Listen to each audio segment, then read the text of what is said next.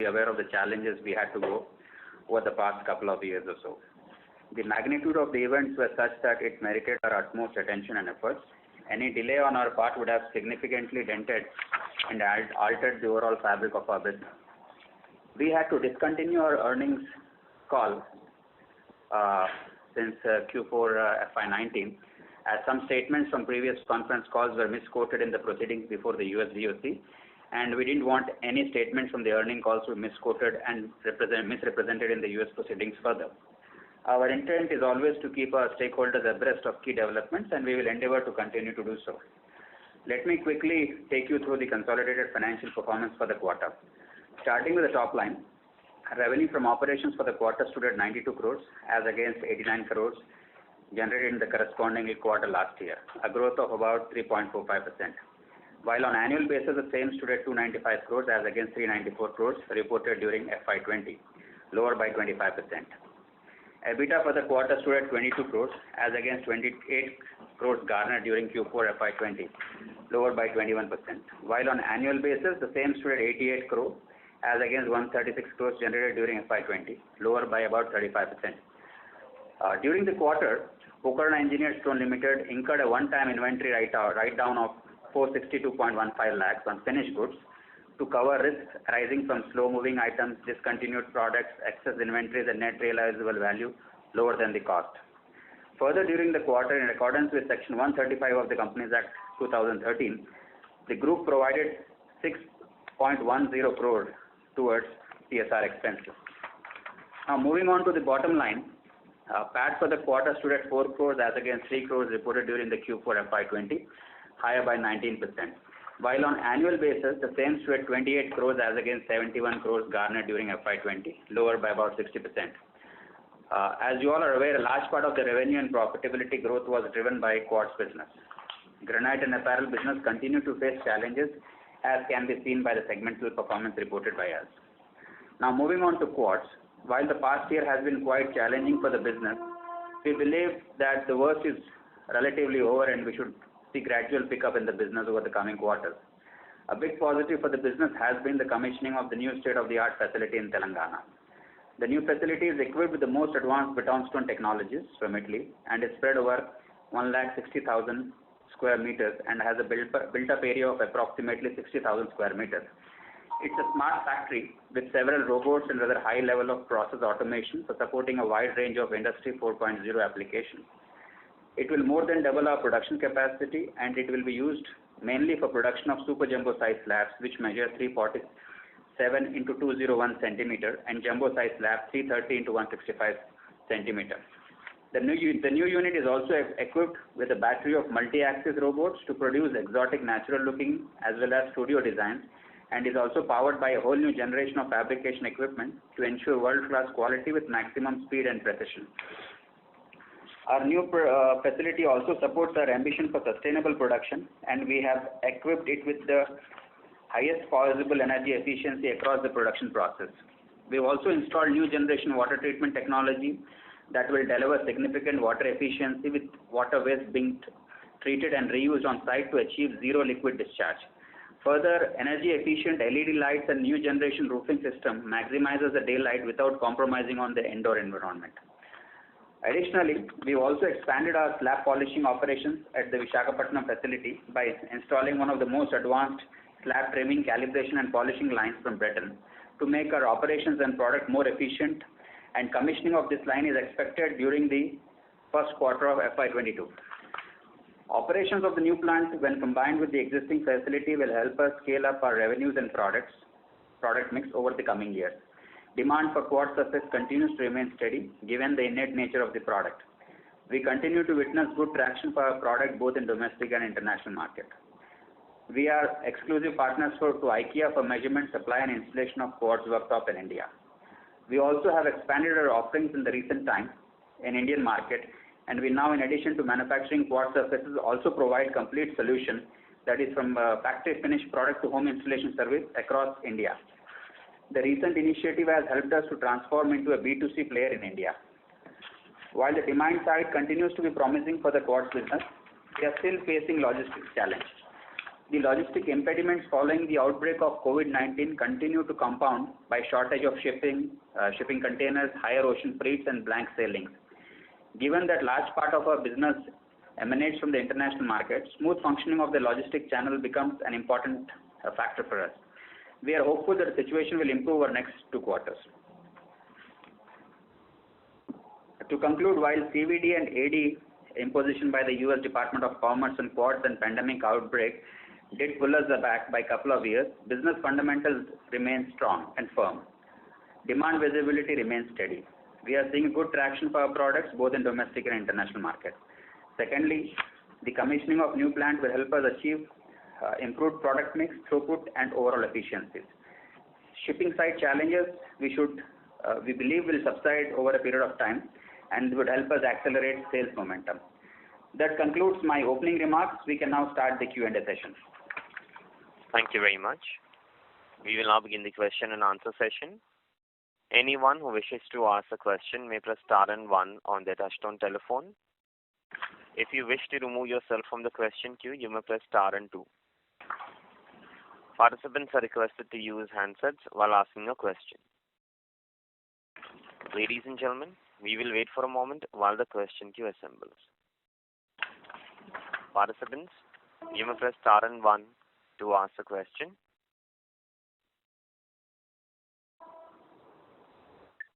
The first question is from the line of my apology. The first question is from the line of Saurabh Patwa from HDFC Mutual Fund. Please go ahead. Good morning, sir. Thanks for taking the question and congratulations for a decent performance in difficult times. So just some bookkeeping kind of a question. So what would be the amount which we would have capitalized, expenses which we would have capitalized, including interest and as our plant was under commissioning in FY21? The new plant we have capitalized about 470 crores. So how much of this would be the interest? So interest also, which was bearing, which was linked to this project, that also you would have capitalized, right? 12 crores is the interest portion which is capitalized. 12 crores. And how much was this number in FY20, sir? If you can. Sorry? How much was this number in FY20 because the project was started? This is all together. 20 we just started, so there was not much. This is largely during this current year only. Okay. And any other expenses which you would have capitalized? Other than interest, nothing. Basically, the actual installations and Exchange fluctuation. Of course, yeah. Exchange fluctuation was another major amount which has been capitalized. Okay. And sir, just one more thing, sir. What would be the number of, what would be the charges which you would be paying for the, for the creditor for the CapEx? The machine manufacturer, basically. Sorry, can you please come back? Sir, in the annual report, we had mentioned that the creditors for capital expenditure were covered by letter of credit. So that amount was 187 crores, and I think a similar amount reflects in current numbers as well. So what is that letter of credit charges? Letter of credit, no charges. There's the bank charge. Normal, our bankers, whatever normally they charge. Okay. And what would be that number, sir? Oh, I don't even remember, frankly. No, but what is the No, so because this is a very out of the letter of credit, how much is towards machines, or you want to understand the charges paid on letter of credit? Both of them, sir. Both of them. The letter of credit for Breton was together around 260 crores. 260 crores. Altogether. Euro. Okay. That's it, sir, and all the best. Thank you. Thank you. A request to all the participants. Please restrict to 2 questions per participant. If time permits, please come back in the question queue for a follow-up question. The next question is from the line of Pranav Mehta from Equirus Securities. Please go ahead. Yeah. Thank you, sir, for taking my question. So I wanted to understand on how things are panning out in the U.S. market, and apart from that, in this quarter, you must have faced the challenges of logistics. So how much of it was into the other expenses? Because if you see, our EBITDA margins have been impacted significantly in this quarter because of all these reasons. And the other thing which I wanted to understand is on the competitive intensity from India and from across the globe in servicing the U.S. market, and whether we are also looking out for reducing our exposure to from U.S. market to other quartz consuming countries as well or not. Yeah. So like as I mentioned during my opening comments, during this Q4, typically we had two non-recurring items. One was the inventory write-down which we did to cover the risk arising from slow-moving items, discontinued products and excess inventories, so that the net realizable values which are lower than cost can be adjusted. So we took a hit of about 4.6 crores during the quarter. At the same time, we also during the quarter at the group level, which includes both Pokarna and Pokarna Engineered Stone Limited, we took a hit of about 6.1 crore towards the CSR expenses. So if both these items are adjusted and looked at the EBITDA, we don't think that the EBITDA margins have dramatically changed. The profile is very much comparable, apart from we seeing a high level of inflation in several raw materials. So that answers. So if you just adjust for these two items which I made out, you will see that the numbers have not changed. Because if you look at adjusted EBITDA for FY21, it's about 40% at the for the quartz business, and 39% it was in the last year. And similarly, 19 is now versus the 9% last year.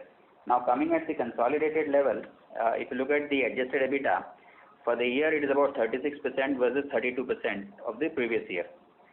So I think it's important that these two items are pragmatically looked into, and then the EBITDA is adjusted. Now coming to your question on the competitive landscape in the U.S. market, and so we believe that the U.S. market continues to be a strong market, and that's what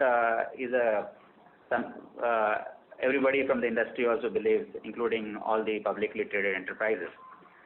And our focus will continue to be India. So we don't to be the U.S. market. So we don't expect a dramatic shift happening in the near future from U.S. to any other market. While as I mentioned that we have started taking steps of building the brand momentum within India, but that's again a long-term play. So the focus will continue to be the U.S. market. Right, sir. And sir, just a related question. The new capex that you have started, so how much would be the improvement in, let's say, the realization of the products, the jumbo size that you are talking about, compared to your, let's say, Visakhapatnam plant? Any number you can share? That would be quite difficult to give a absolute number to this type of things, because what we have come up in Hyderabad is a new generation of equipment. So the products are yet to be completely made out and tested. So it would be like, crystal gazing and giving a number at this point in time. Okay. But, sir, is the U.S. market moving towards the large, very large slab in the quartz product? There is a market for every size. It depends upon which channel you are servicing. But as with any product, any improved version is always acceptable with more fan following, but we have to see how it goes on over a period of time. Sorry to interrupt you, Pranav. I'll request you to come back in the question queue. Participants are requested to ask 2 questions per participant. If time permits, please come back in the question queue for a follow-up question. The next question is from the line of Pritesh Chheda from Lucky Investment Managers. Please go ahead. Yeah, sir. My question is on the output side. So when we had the first machine at Vizag, it was 100 crore per quarter, 100, so about 400 crore on that factory. Combine this Telangana and Vizag factory, what can be the possible value output on the quartz side? And when do you think you could be able to achieve those quarterly run rates for Quartz business? See, basically, the run rates are factors of various mixes. It also depends upon the product mix, and then also within the products, it also depends upon the color mix and all, because we cater to several, we have two different sets of business. One is the cut-to-size business and the slab business. So the run rates typically get impacted as to how this ratio changes, and also within that, which product gets sold. So if you look at what I mentioned to you in the opening remarks, I would let you make your predictions using that. That's where I said that we'll double our capacity. Okay. So I was also referring to your presentation where it was mentioned that Quartz new capacity at Telangana is more than the capacity at Vizag. So can we assume that on a longer run, the output will be more than what you would have generated at the Vizag facility? Yeah, I think you can infer that way. Okay. And my second question is, since it is capitalized, has the Vizag facility, the Telangana facility started operation? And at what level does it become EBITDA break-even, the Telangana facility? See, the Telangana facility has already started the operation. That is how when we declared the commercial production. Mm-hmm. So we declared the commercial production only once it was commissioned and started working. So with these COVID-related lockdown challenges and other logistical challenges.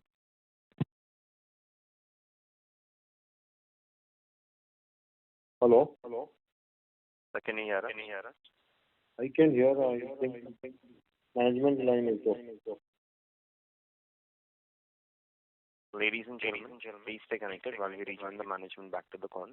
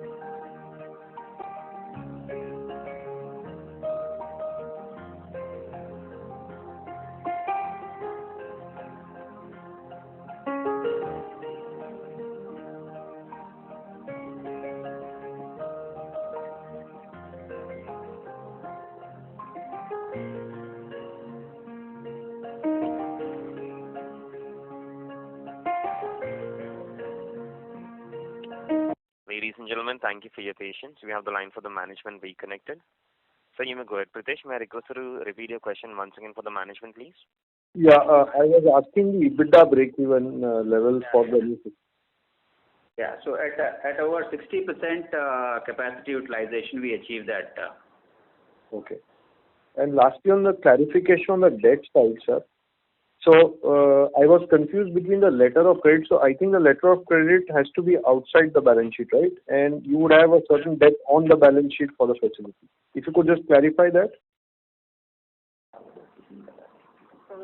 See, the letter of credit is issued by the bankers to our suppliers, and when it falls for due, obviously the debit is transferred to bank. So the credit now will be bankers instead of the suppliers. That would typically become a loan on our books. So what is the loan today, and we have to eventually include this 187 crore of letter of credit plus the loan which is there on the balance sheet, right? No, the total loan is going to be only 250 crores. No, like he's comparing last year, that much, yes. You are right. Obviously, yeah. Right. Sorry, I didn't understand. So it is 250. You are right. Whatever was there previous year, if you add this letter of credit amount to that, that becomes a loan.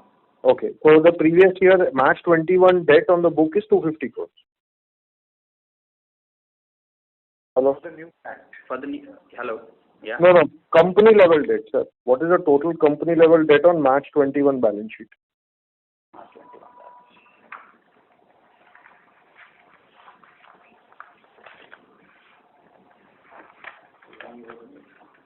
Consolidated? Yeah, sir. Consolidated, sir.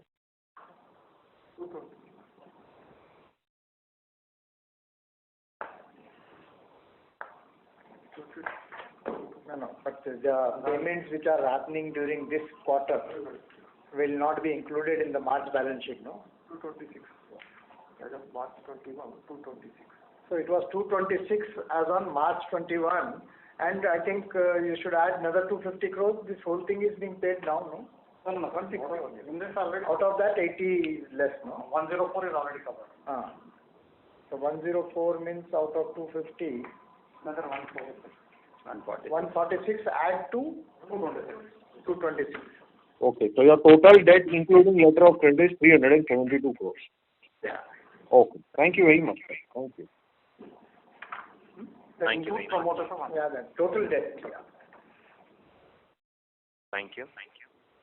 The next question is from the line of Abhishek Tandon from Bowhead Investment Advisors. Please go ahead. Hello, sir. Thank you for the opportunity. My question is regarding the quartz business. So, if my understanding is correct, our key raw materials are quartz sand and polymer resin. So, what would be their individual contribution to our total raw material cost? See, we've been not taking this question for a long time because there are specific competition, sensitivities around this question of the raw material cost breakup. But what we can say is that typically resin is one of the most important factors which impacts the cost. Okay. Also, sir, what would be our current capacity utilization level? At the unit 1, we are at the optimum capacity utilization level. At unit 2, as I said, which is the new plant which just got commercialized, so we are at the beginning of the capacity utilization. So it's going to take up at least 12 to 18 months to reach the peak capacities. But then you must not forget the COVID lockdowns. Okay. Both of our states continuously have COVID lockdowns, so the working hours are restricted, the number of people are restricted. Obviously. Okay. From time Thank you, to sir. time there is a different numbers of people attending and hours of working too. Understood.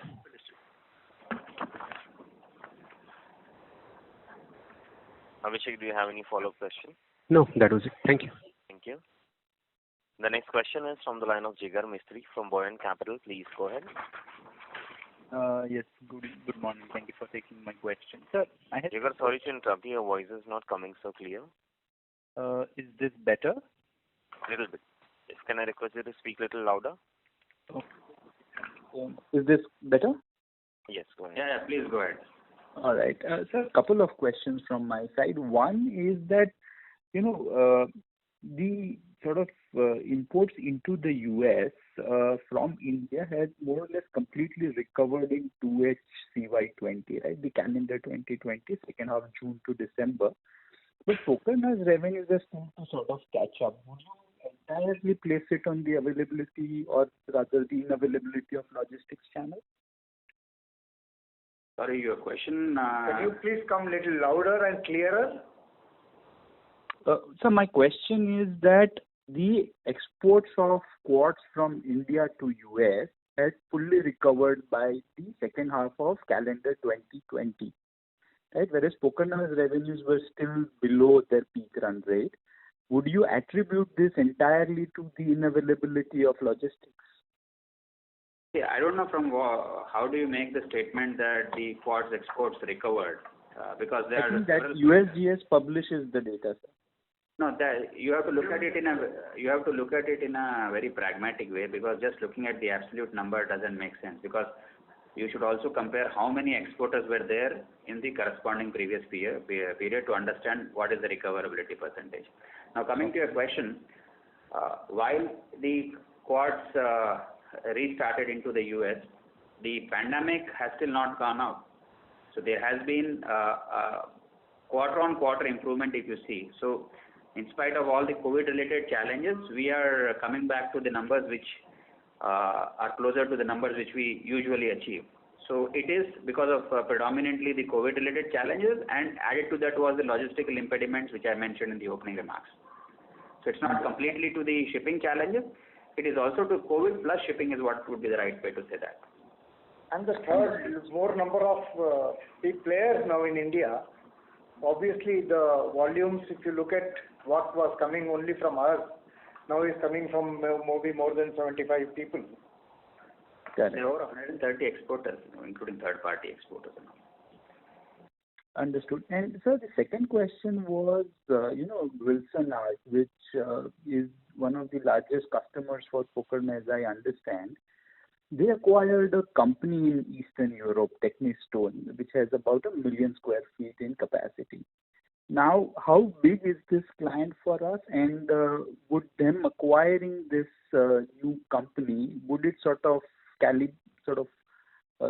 create problems for our supplies to Wilson Art? So basically, the news what you're talking about is the old news, and in spite of all that, the numbers continue to be what they were. So we don't see that just because there is a consolidation happening at some player, it impacts us. So. And I don't think we should talk about any specific customers on conference calls, because we cannot do the business that we do with various customers.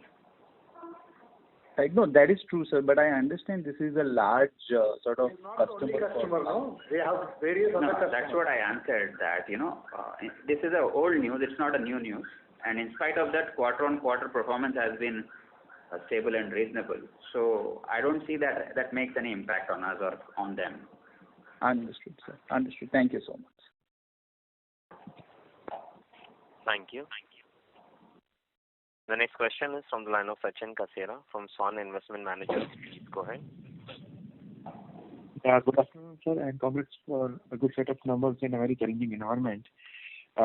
My question was, sir, you mentioned that there are basically three issues which are interplaying as far as the ramp up is concerned.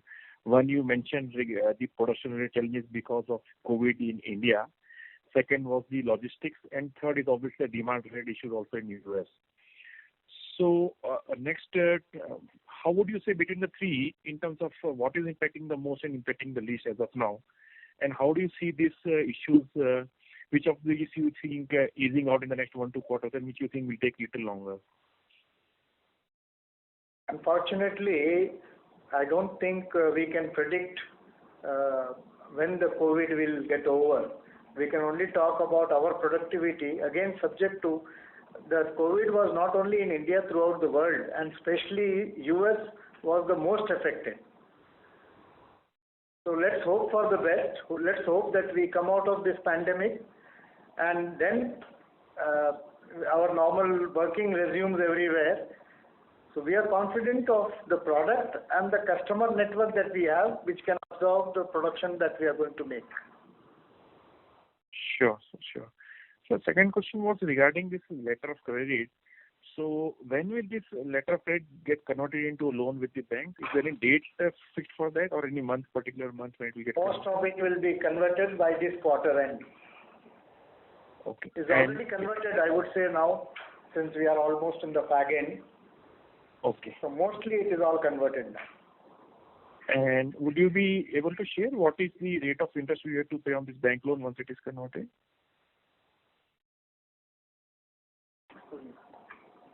Can we share? Rating is saying that.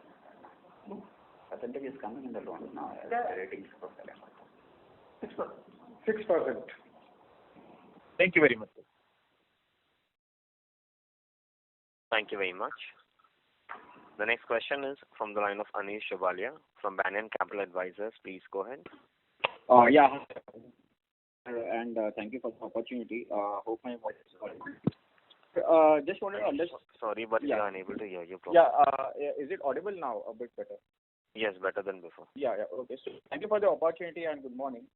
So, sir, I just wanted to understand your one commentary which said that you expect to reach peak capacities in the new plant in the next 12 to 18 months. So, I just wanted to understand, what is giving us this confidence. If you could give us more color around that, especially like if you look at our track record. I mean, if you look at the past numbers, our first plant took a few years. I would say my best guess is like around 6 to 7 years for us to kind of ramp up and reach peak utilization. And also given that in this last 1 to 2 years, there are more players who are coming up in the domestic market, especially with the Breton stone technology.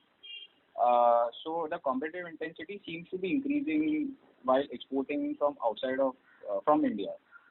So it would be really helpful to get your thoughts on what gives us this confidence to ramp up in such a short period of time for this new plant. Thank you.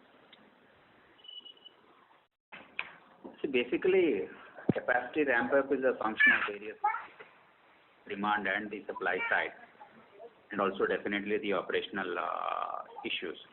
So while your observation that initial first plant had a little longer ramp up time, why will second plant not have a little longer time? So there are various factors which actually impacted the business. If you go back and look at the history, that we were getting into a new product segment, so we had also relatively a very a clean slate to write upon. So it took a little time for us to understand the industry dynamics, and then we had little challenges with our CDR and all that coming into fore at that point in time. But it was US recession actually. And then added to that, if you look at between 2009 to 2011, there were the global recession, especially impacting the US financial markets, brought in a lot of structural changes in the category. And then since 2013, if you look at our thing, we have been gradually improving, except for this COVID. So, and when we make the statement that we are confident of doing something between 12 to 18 months, we make it with a lot of responsibility because we have the visibility of what we are doing and what we want to do. So we are pretty confident of when we make that statement. Right, but could you provide some more color around, what is causing, the confidence behind it? Just to, improve our conviction about, the ramp up. Just from that perspective. Whatever I had an answer I gave. I think rest I would leave you to judge it. Thank you. Okay, and my second question is around our debt repayment. So we will be taking debt and we'll be capitalizing by the end of this quarter. So what are our debt repayment obligations over the next 3 to 4 years? I think What is it in current liability? see, basically our complete annual report would be out soon, and the current liabilities repayment schedule will be there in detail. You can analyze from there. Thank you.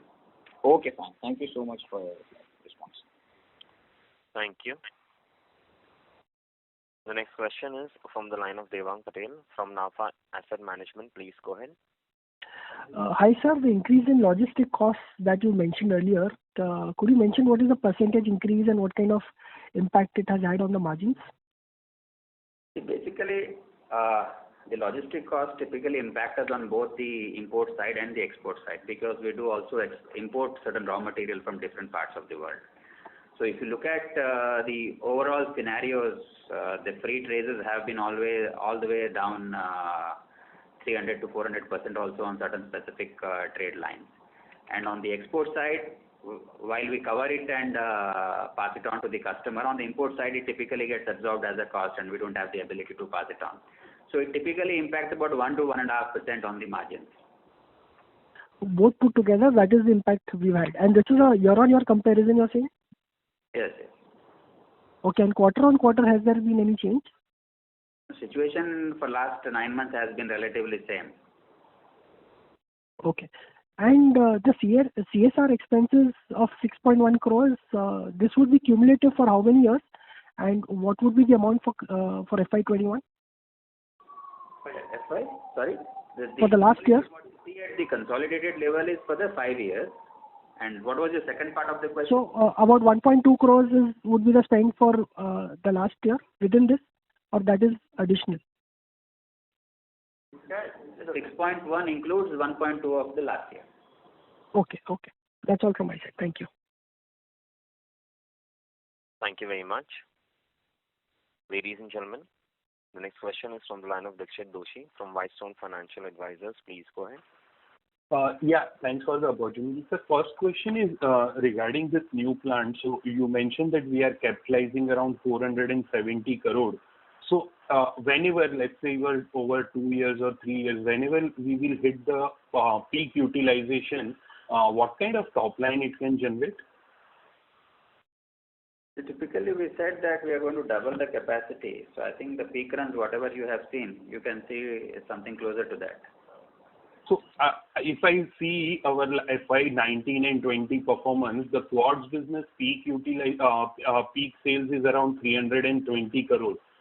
If I assume that the capacity is doubling, so it will do a similar turnover, then it is not even a one-time asset turnover. It's hardly 0.7 asset turnover. See, historically also we have been saying the same thing, that at maximum basis, the asset turnover can reach to 1.1. It wouldn't be there. So it's a heavy capex business. So it's definitely not where you'll have multiple numbers of turnover on the. Yeah. So in this 470 crore of project, we can do one-time asset and 1.1 time.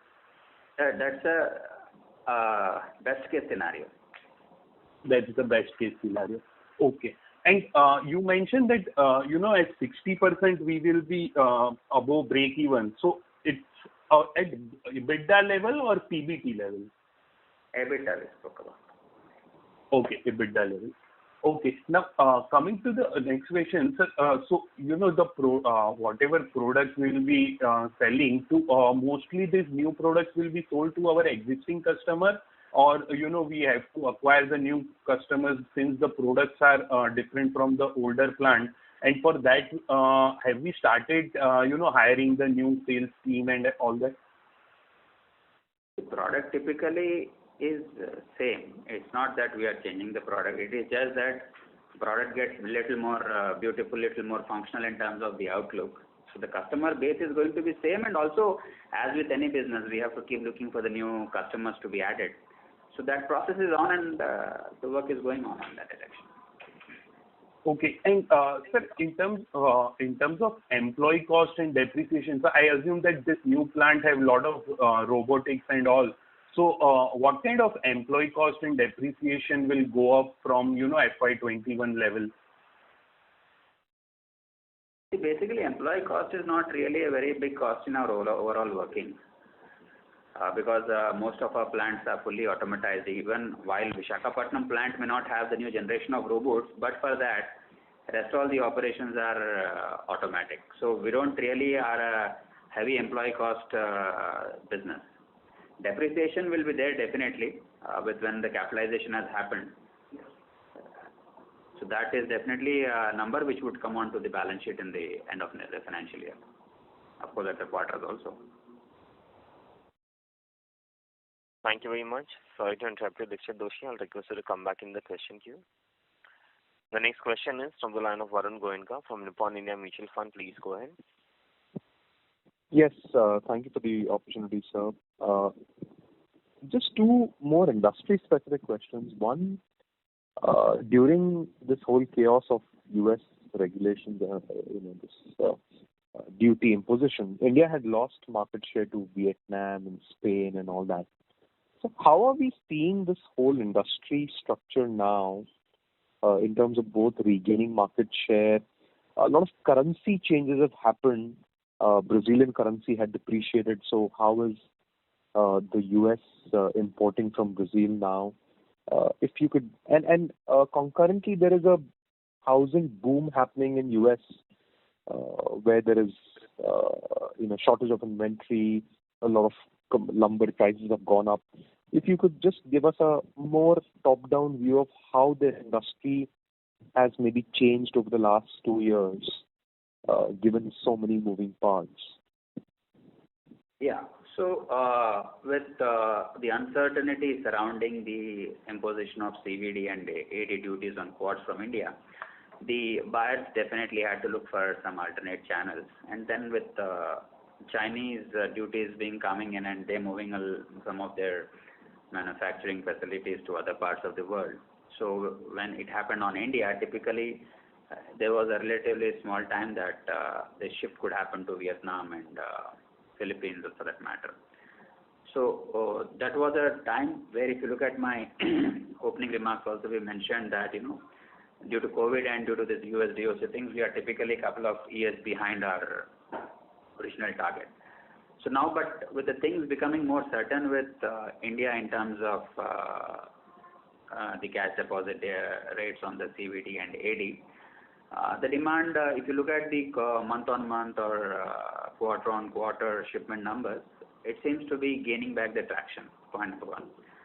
Point number two is that the overall market size in the US also has expanded for the product.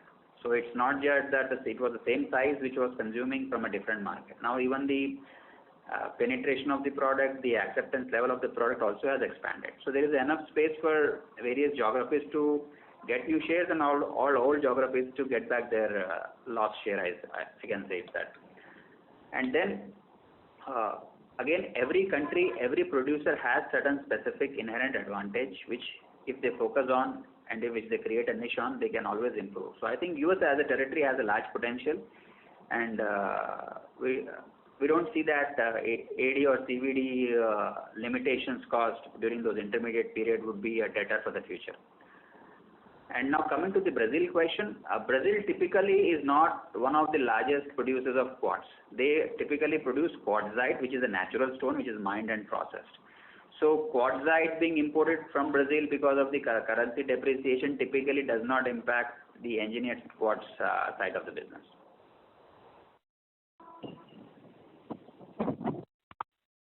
And so when you say, okay, in terms of landed cost, any change of India versus relative competitiveness? Basically, it can be about 5% delta here or there, but apart from that, had it been China, typically on the west coast it is cheaper, but then the challenge on the east coast remains. India is cheaper on the east coast but expensive on the west coast. So I think it sort of offsets and doesn't really impact. Okay, got it. And any meaningful development in our non-US efforts or relationships with retailers in the US? Basically, as a product, we have within India, as I was mentioning, we have now meaningful presence in certain pockets within India, and that presence is growing. So that India is after the US, India is an important geography where we are concentrating our efforts on creating the brand Quantra. And we have a unique business model which nobody has in the country. We do a complete factory finished product installed at the consumer place across India. So that's where our focus is today, on developing the Indian market, apart from catering to the existing US market. Thank you very much. Sorry to interrupt you. I'll request you to come back in the question queue for a follow-up question. A request to all the participants, please restrict to 2 questions per participant. The next question is from the line of Rohan Gupta from Edelweiss Financial Service. Please go ahead. Yeah, hi sir, good morning and thanks for the opportunity. So a couple of questions. First is on this capacity utilization, and you mentioned that over 12 to 18 months, irrespective of the uncertainty of the COVID, you are looking at almost fully utilizing these new capacities.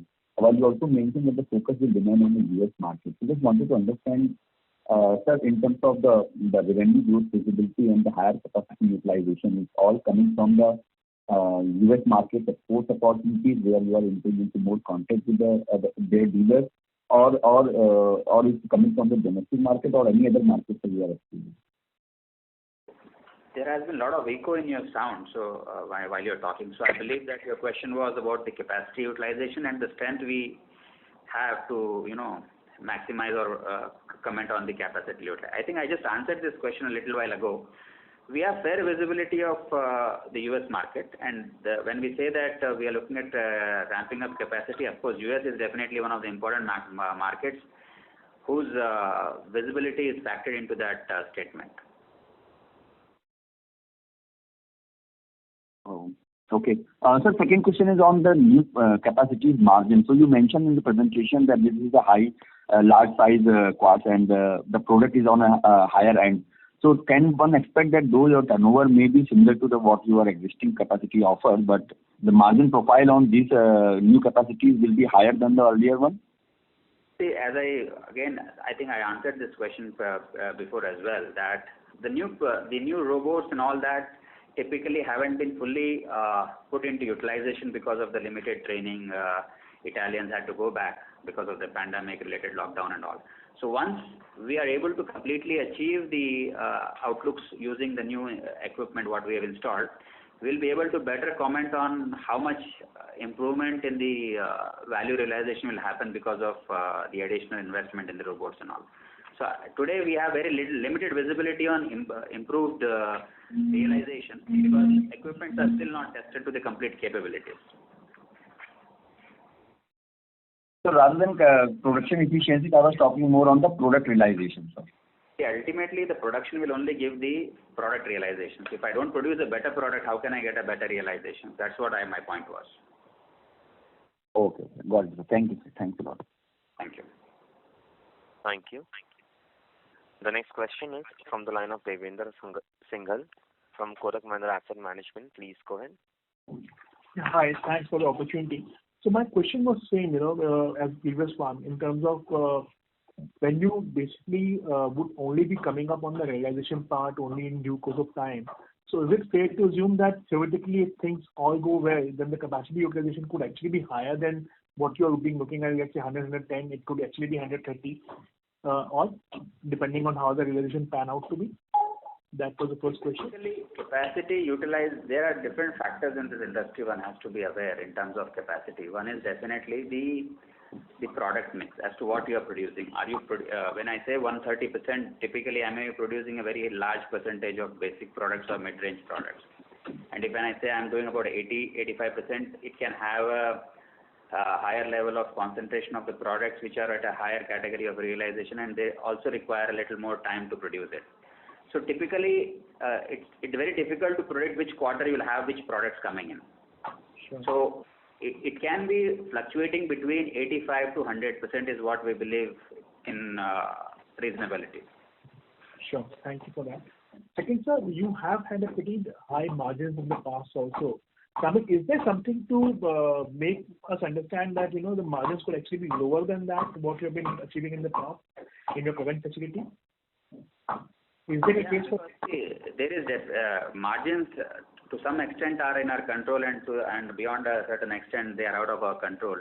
Typically with the current inflation surrounding the raw material prices, especially those with the chemicals, so certainty of margins being maintained at the previous levels is always as a question mark. So as we have always mentioned in the past that between 30 to 35% EBITDA is what we believe is visible or realizable. But then again, this is with a rider that we cannot comment on how things pan out on the chemical side of the raw materials, and of course today the shipping cost as well. Sure. Considering the situation where we are today, I mean, this is the band one can hope for on a normalized basis going ahead. I think that's fair understanding. Sure. Thank you, sir. Thank you, and all the best. Thank you. The next question is from the line of Ayush Agarwal from Mittal Analytics. Please go ahead. So thank you for the opportunity. I would just like to build upon the previous participant's question on the exports that India is doing into the US on the quartz business. So if you can just throw some light on the competition that has come up in the last 2-3 years, because initially, if you see calendar year 17-18, Pokana used to have a really high share in the exports that India used to do. But now that has been going on, and as you rightly mentioned that, there are more than 130 exporters now. So if you can just, build on the competition and why do you not see losing more market share to them, and how does Pokarna stand out in the US market?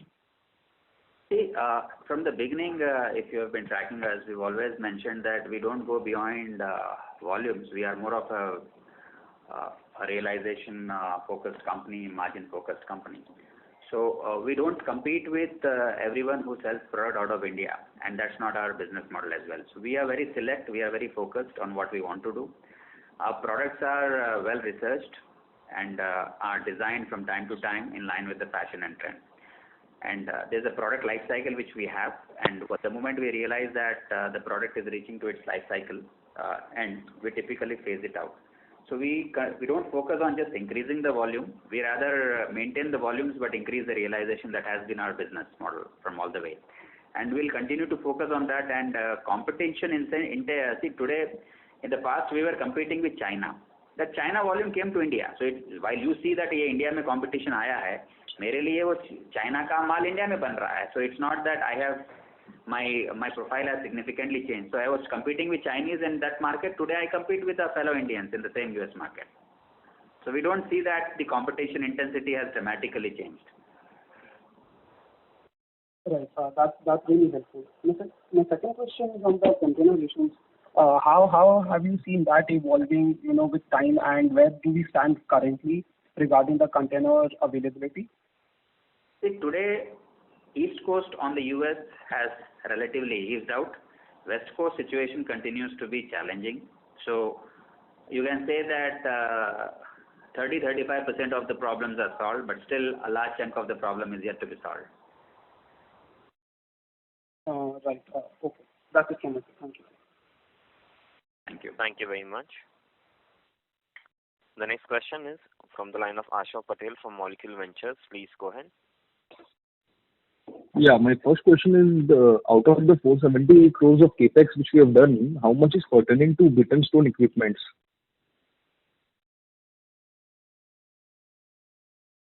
I already told. Breton, I have Hello? already told that was 260 crores, but in addition to Breton, there are a lot of other companies where the equipment is bought. Okay, and now going forward, sir, if you want to do incremental capex on the same site, would our cost structure would be much lower than what we incurred for the first line of capex?